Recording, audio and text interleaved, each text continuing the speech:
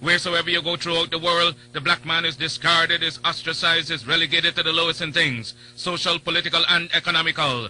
This therefore suggests a problem and one that must be solved.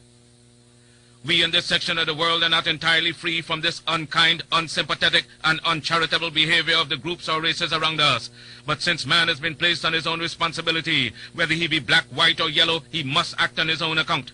We will not unduly whine or complain, but reason among ourselves and see what can be done to remedy this state of affairs. Life is a conflict. You have to fight your way through it, whether you will it or not. Those of us who are able to fight most stubbornly live, accomplish most, and to them go the laurels, the palms, and triumph of our civilization and world. We unfortunately have not been trained nor educated to the truths of life, paradoxically so. May I say something to you to give you a true knowledge of yourself and life, so that the same glory and success attained by other men who understand themselves may be yours? Man in the full knowledge of himself is a superb and supreme creature of creation. When man becomes possessor of the knowledge of himself, he becomes master of his environment, the captain of his own ship, the director of his own destiny, the accomplisher of his own ends. Man should understand himself because man is full of knowledge, and this knowledge is a gift of nature. When Mother Nature created man, she deprived him of nothing. He was given the faculty of understanding all things around him.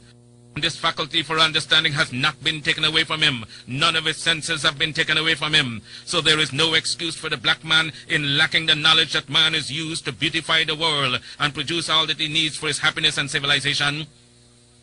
Look the world over, and whatever you see in it that is pleasing to man, contributing to man's comfort, to his needs and to his satisfaction, it is but the work of man. Man blessed with the knowledge of himself and the understanding of all things around him. If you are able to live with the knowledge of yourself and with the greater knowledge of nature, you must know what is good and what is not. You must know what is finite. You must know that which is material, physical, and otherwise is at your disposal to create or otherwise use.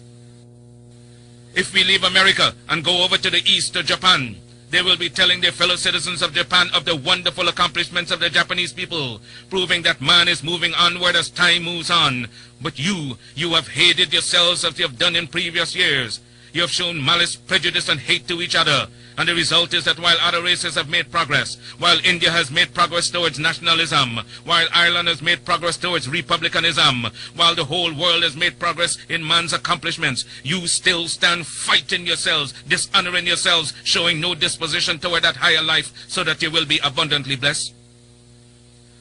So reflect and think that you were created for some purpose other than exhibiting malice toward your neighbor or fellow men of your own race. What a pity it is that we cannot stand united without a written law. There is no written law compelling other races to stand together. They are brought together by the gentle touch of nature. The unwritten law of nature causes them to stand together on all occasions. So wheresoever you find them in the field, that one gentle touch of nature causes them to stand together, if need be, die together. But with the black man, you can preach to him from the pulpits. You lecture from the platforms, from the byways and the hedges. The spirit of cooperation, but he will not cooperate. You talk to him gently, you try talking harshly to him, he still will not cooperate. The result is that he falls prey to those who understand themselves and walk through the world making you their serfs and slaves. We must acquire the higher knowledge of life. Black men and black women, will you get the knowledge that the white man has that causes him to be leaders and masters in the world? They are not gods with a peculiar source for understanding the world around them.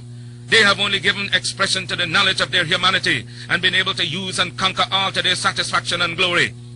And that is why they are always greater than you in every community that you find them. Isn't it strange that wheresoever the white man is found, he takes precedence over you? Why is that so? Answer that for yourselves, black men and black women. Wheresoever you come in contact with the white man, you always have to go down in defeat before him. Whether it be in England, in France, or in America, you always have to go down to the white man, and yet he has 2 eyes, 2 feet, 2 hands, same passions, same senses and feelings as you have. Your feet are not put on opposite sides, now your hands turned around the other way. But it's because you fail to use your will, your knowledge, and your mental faculty to the point where you will enjoy life around you. It is against us as an African people. It's not because of color, it's because of our condition. If we must have justice, we must be strong. If we must be strong, we must come together. If we must come together, we can only do so through the system of organization. But the fight for Africa that teaches you to depend upon another race is a leadership that will enslave you. They gave leadership to our foreparents, and that leadership made them slaves. But we've decided to find a leadership of our